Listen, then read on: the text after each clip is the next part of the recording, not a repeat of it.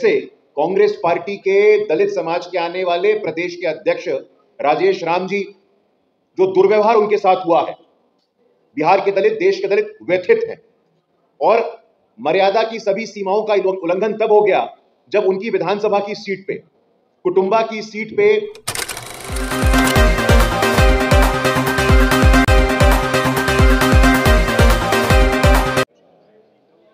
साथियों, हमारे मन में, बिहार के दलितों के मन में, बिहार के पिछड़ों के मन में, बिहार के अति पिछड़ी जाति के लोगों के मन में बहुत ज्यादा वेदना है, बहुत व्यथा है, बहुत पीड़ा है।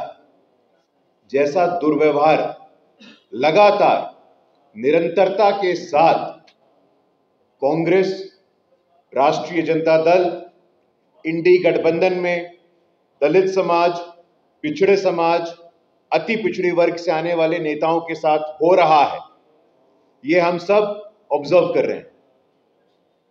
अभी कुछ दिनों पहले ही बिहार लोकतंत्र की जननी है। प्रधानमंत्री जी ने कई बार अंतर्राष्ट्रीय मंचों से कहा है, we are mother of democracy. Vaishali की उन्होंने बात की है। बिहार से ही पहली बार आपातकाल के विरोध में स्वर बुलंद हुआ था। इस बिहार में पटना एयरपोर्ट के बाहर जैसे कांग्रेस पार्टी के दलित समाज के आने वाले प्रदेश के अध्यक्ष राजेश राम जी, जो दुर्व्यवहार उनके साथ हुआ है, बिहार के दलित, देश के दलित व्यथित हैं और मर्यादा की सभी सीमाओं का उल्लंघन तब हो गया जब उनकी विधानसभा की सीट पे, कुटुंबा की सीट पे राष्ट्रीय जनता दल ने अपने प्रत्याशी को उतारा है। वो क्या सुनिश्चित करना चाहते हैं? वो क्या प्रयास करना चाहते हैं?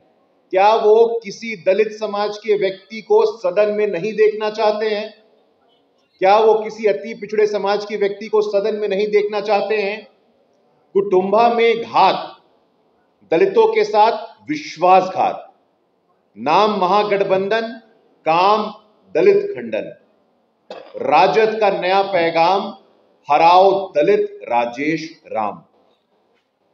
लालू का बस एक ही नारा, कुर्सी पर बैठे परिवार हमारा। तमाम वंचित समाज की जातियों को जो दुर्व्यवहार का सामना आज करना पड़ रहा है, सन ऑफ मल्लाह मुकेश सहनी जी, उनको भी दरवाजा खोला जा रहा है, दरवाजा बंद किया जा रहा है। कोई स्पष्टता नहीं है। बेचारे वंचित शोषित जाएंगे कहां? अपने स्वघोषित सामाजिक न्याय के मसीहा, खुद के स्वघोषित जननायक, अभी कल हम लोगों ने देखा कि कैसे मंडल कमीशन के सिफारिशों को लागू करने में निर्णायक भूमिका निभाने वाले समाजवाद के पुरोधा स्वर्गीय शरद यादव जी के पुत्र को और उनकी पुत्री को विरोध करना पड़ा। मंडल कमीशन के सबसे बड़े राजनीतिक लाभार्थी लालू यादव जी, और जिन्होंने मंडल कमीशन की सिफारिशों को लागू किया, ऐसे स्वर्गीय शरद यादव जी के परिवार का भी ऐसा हश्र वहां हुआ है। ये बहुत दुखद है, बहुत दुर्भाग्यपूर्ण है साथियों। दलित राजेश राम, अति पिछड़े मुकेश सहनी, पिछड़े समाज के आने वाले स्वर्गीय शरद यादव जी का परिवार। ये बात बहुत गंभीरता से मैं कह रहा हूं, आपको समझना चाहिए कि मंडल कमीशन के सिफारिशों को लागू करने वाले समाजवाद के पुरोधा स्वर्गीय शरद यादव जी के परिवार वालों के लिए, उनके पुत्र के लिए आपके गठबंधन में ना कोई सम्मान है, ना कोई स्थान है। किसके बेटे के लिए सम्मान है? किसके पुत्र के लिए स्थान है?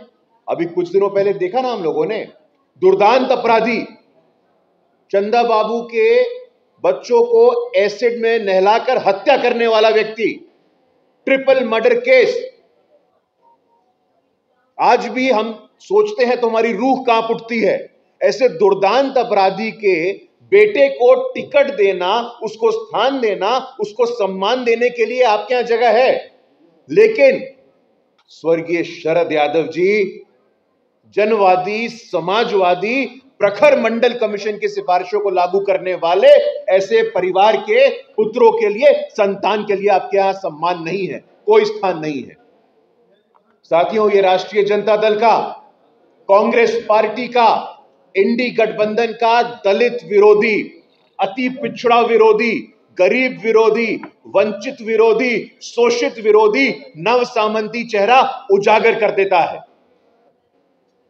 जब से राजेश राम जी को कांग्रेस पार्टी का प्रदेश अध्यक्ष बनाया गया है, क्रमबद्ध तरीके से आप देखिए, प्रक्रिया के तहत बर्दाश्त से बाहर है आपके।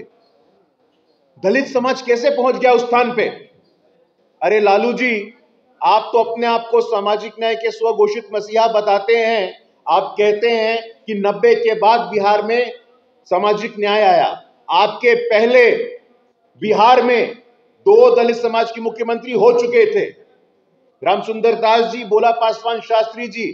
आपके पहले अति पिछड़ी जाति से आने वाले जननायक कर्पूरी ठाकुर जी हो गए थे। वो जननायक कर्पूरी ठाकुर जी को कपटी ठाकुर किसने बोला था, पूरा बिहार जानता है।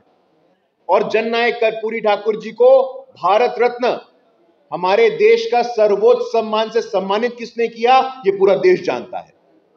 साथियों, ये एक मॉडल है, ये उत्पीड़न का नया तरीका है, ये दलितों के प्रति एक मानसिक हिंसा है। दलित सोचे भी ना, अति पिछड़ा सोचे भी ना, दलित की आकांक्षा की हत्या कर रहे हैं आप। दलित के सपने देखने की ताकत को समाप्त करना चाहते हैं आप। लगातार जैसा दुर्व्यवहार हो रहा है, हमारे मन में बहुत पीड़ा है। और राष्ट्रीय जनता दल का तो इतिहास है साथियों। कांग्रेस पार्टी के ऐसे ही प्रभारी आए थे भक्त चरण दास जी, वंचित समाज के प्रखर नेता थे, कांग्रेस पार्टी के प्रभारी के रूप में आए थे।